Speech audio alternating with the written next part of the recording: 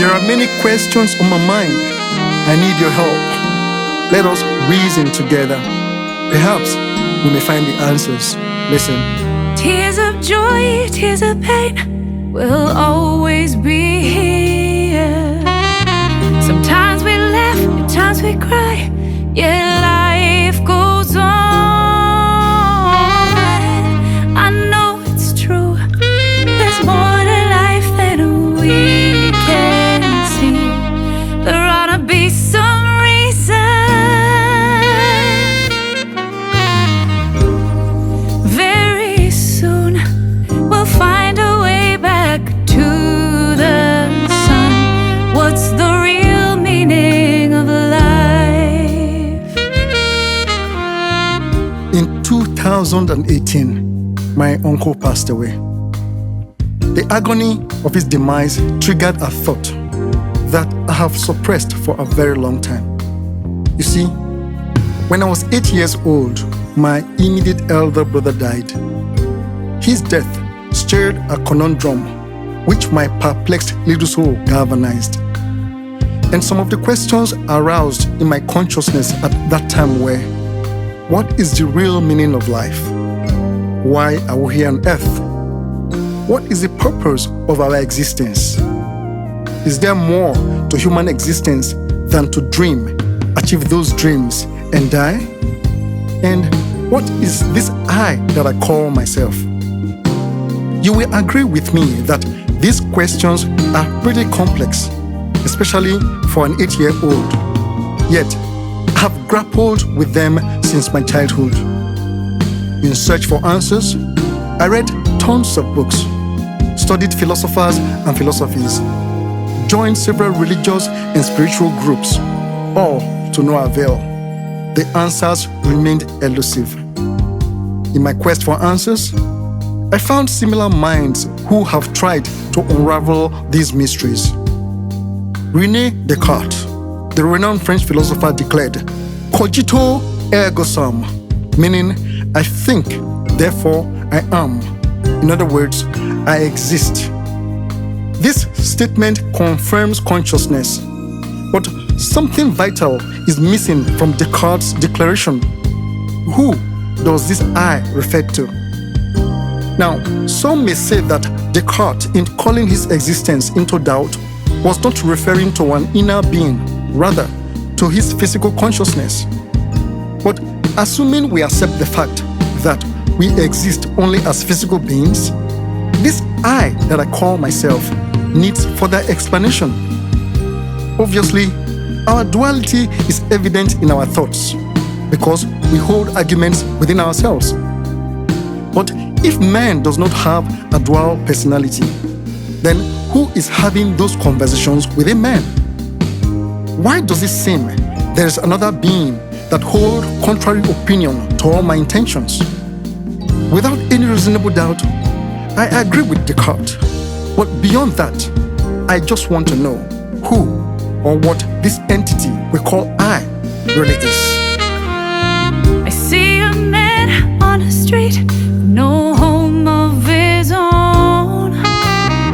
He took a drink, had a smoke, lay down and cried. I know it's true, there's more to life than we can see. There ought to be some reason.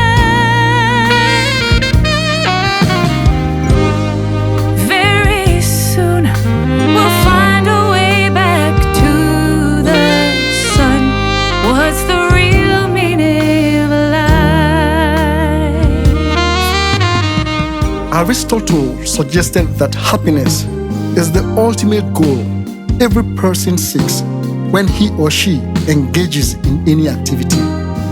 He said, all the actions we take tend to lead us directly or indirectly to happiness. Aristotle's theory resonates with current trends as people seem to be more concerned with pleasurable experiences than deep contemplations, which he also considered to be the highest form of human experience.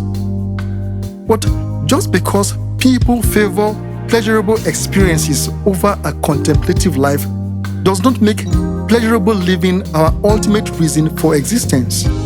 For if happiness is the purpose of all human existence, then life must be worthless because happiness is relative. For instance, the happiness of a sociopath is the pain of the victim. No, I perceive men to be too intelligible to be satisfied with mere pursuits of pleasurable experiences. Most religions point to a place of eternal bliss as our final destination, thus explaining earth to be transitional. But why transition through earth in the first place? What is the benefit or purpose of such transition? Some say we're here to learn human virtues such as goodness, love, beauty, justice, and so on and so forth, so that we can control our body and our behavior. But this also is useless because our body does not come with us when we die. Then is it possible that there's another being that is conscious of these experiences and that it is this non-physical being that holds records and transfer these experiences to the next realm? Wow. Anyway, if we agree that there is something that records and transfer human experiences to the next realm, then we can conclusively say that something else does exist beside this physical body. Human beings are spiritual, and as such attract spiritual experiences. We are constantly yearning for our spiritual origin. For instance, when we are faced with an insurmountable challenge, we turn inward to seek guidance. When we have health issues that defies medical solution, we turn to prayers. When we have an emotional problem that is pulling us apart, we are pressed to meditate. All these inclination indicates that there is something within us that is leading, guiding, and directing us towards a higher power. In other words, man is a synchronicity of two life forms, one visible and the other invisible. Give me a reason for living. Is it wealth? Is it love? Is it fame? 'Cause very soon we will all be leaving. When we're done, we'll head home to the sun. At this time, we do not know who or what this entity we call I really is. Neither do we know our purpose of existence, since I've argued that happiness alone is too vague a concept to define our reason for existence. However, a clue can be derived from one of the greatest teachers in human history in the Gospel of John, chapter 6, verse 38, in which Jesus said that, "For I came down from heaven, not to do my own will, but the will of him that sent me." This means that for every man or woman, there is a specific reason or purpose for your existence. You are here to serve a specific duty. You are here to execute a plan. You are here to fulfill a mission. Your life is not an accident. You are created specifically for those things you love to do best. So whatever you lay your hands to do, as long as it brings you joy and fulfillment, as long as it meets a need, as long as it's good with God and good with man, that is your goal. That is your purpose.